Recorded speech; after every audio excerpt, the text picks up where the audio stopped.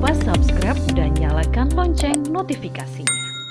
Dalam rangka meningkatkan sumber daya manusia yang berkompeten dan berdaya saing tinggi menuju IHB berdaulat di Kota Bontang, Ikatan Health, Safety and Environment Bontang menggelar musyawarah besar dalam pemilihan Ketua Umum baru pada Minggu 12 Januari 2025 bertempat di BPU Bontang Selatan. Acara ini dihadiri oleh para anggota tokoh masyarakat serta pemangku kepentingan dari berbagai sektor.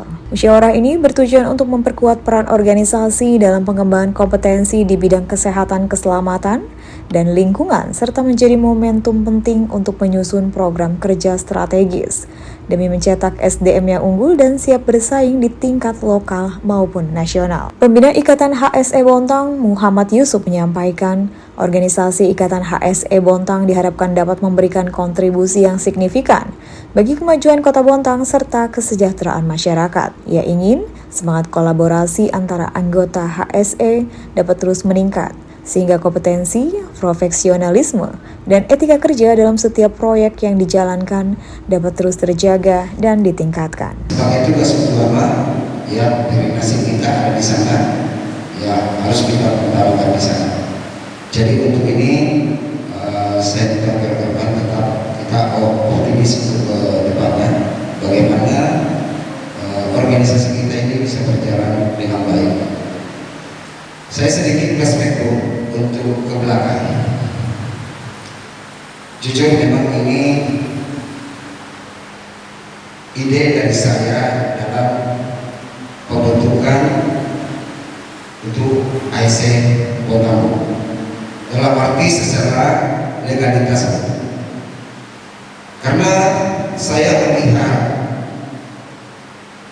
selama ini kebanyakan dari luar yang bekerja pun. Sedangkan saya lihat apakah itu di Sinaker dan PKT selalu menyelenggarakan namanya pelatihan kadingan. Nah, kalau kita nggak punya payung, ya Bu ya, untuk organisasi Ikatan AIC Bontang ini, kita tidak bisa memberikan suatu ruang kepada adik-adik kita. Ya, untuk bagaimana di sini temanya adalah suara besar Ikatan AIC Bontang. AIC di mana di Bontang ini rata-rata mempunyai suatu organisasi, apakah itu welder atau pepeter atau scaffolding. Jadi kami ini ingin menyalurkan ilmu kami yang kami belajar. Ilmu kami ini tidak bisa bertambah tanpa saya implementasikan di lapangan. Di lapangan justru itu 99%. Boleh saya katakan begitu. Disitulah ilmu, betul-betul ilmu yang kita ambil.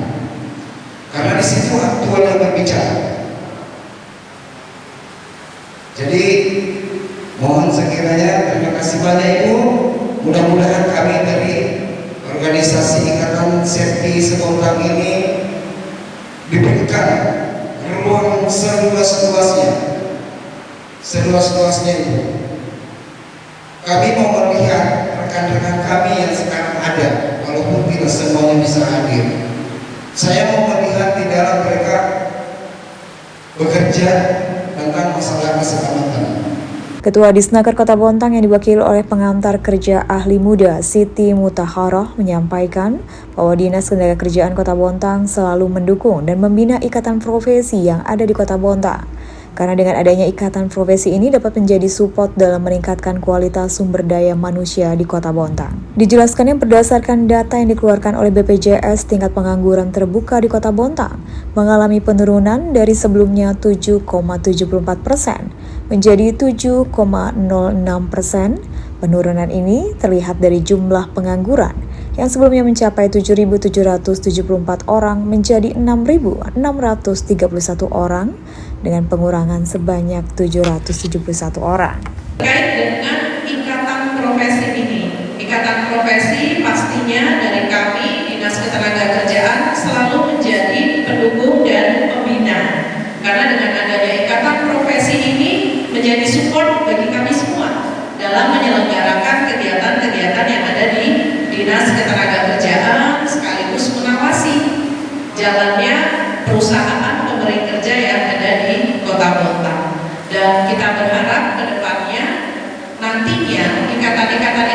bisa menjadi pendukung dalam meningkatkan kualitas sumber daya manusia di Kota Bontang, yang tentunya akhirnya nanti bisa menerapkan seluruh Kota Bontang dan merilis terkait dengan tingkat pengangguran terbuka yang terbaru di tahun 2024. Rilis Kota Bontang dalam angka itu biasanya di bulan Februari, namun terkait dengan kondisi angkatan kerja itu sudah dirilis di tanggal 24 Desember 2024. Dan sebagai informasi, berdasarkan data yang dikeluarkan oleh BPS, tingkat pengangguran terbuka di Kota Bontang menurun dari yang sebelumnya 7,74%, saat ini adalah sebesar 7,06%. Artinya ada penurunan sekitar 68% dari yang sebelumnya berjumlah 7.774 orang. Saat ini jumlah pengangguran yang ada di Kota Bontang adalah 6.631 orang. Ada penurunan sebanyak 771 orang. Dan ini adalah salah satu informasi yang cukup positif ya buat Kota Bontang, karena artinya upaya-upaya yang sudah dilakukan oleh pemerintah Kota Bontang, khususnya peran dari Dinas Ketenagakerjaan Kota Bontang selama tahun 2020 cukup positif. Upaya-upaya yang sudah dilakukan yaitu salah satunya terkait dengan pemberian pelatihan kerja. Tahun ini pelatihan pemagangan yang sudah dilaksanakan oleh Dinas Ketenagakerjaan itu diberikan kepada sebanyak 1.230 orang. Jadi ada 1.230 orang yang dilatih di tahun 2024. Sebelumnya di tahun 2023 itu 1.216 orang. Itu baru pelatihan berdasarkan anggaran APBD, Bapak Ibu. Belum lagi anggaran-anggaran dari APBN, kemudian mandiri, di mana Dinas Ketenagakerjaan juga sudah berkolaborasi dengan perusahaan. Kita menyelenggarakan pelatihan kolaborasi dengan PT Pupuk Kaltim, PT Badam NGL, yang salah satunya adalah pelatihan ahli K3 umum. Itu sudah mulai rutin kita laksanakan selama 2 tahun ini. Sebelumnya di tahun 2023, kemudian kita laksanakan lagi di 2024 ini, 2024 dan 2025. Tentunya ini adalah salah satu yang dilakukan oleh pemerintah Kota Bontang untuk meningkatkan kualitas sumber daya manusia yang ada di Kota Bontang. Sementara itu, Ketua Umum Pengurus Baru Ikatan HSE Bontang, Wahyu Asriadi Karin, menyampaikan rasa terima kasih atas kepercayaan yang telah diberikan kepadanya dan jajaran pengurus yang baru.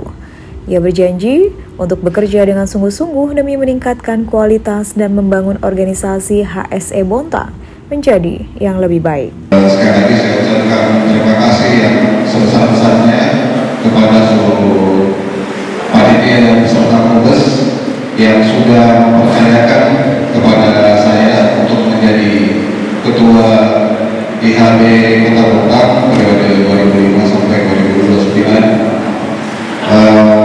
Sungguh ini merupakan tanggung jawab yang besar bagi saya dan tidaklah mudah tentunya ke depannya untuk membawa organisasi yang besar ini dan dipenuhi dengan orang-orang yang beridealis tinggi. Namun saya berharap ke depannya saya bisa dibantu kerjasamanya, masukannya, kritikannya agar kita bisa sama-sama membawa organisasi kita ini menjadi organisasi yang menjadi tuan rumah di kotanya sendiri.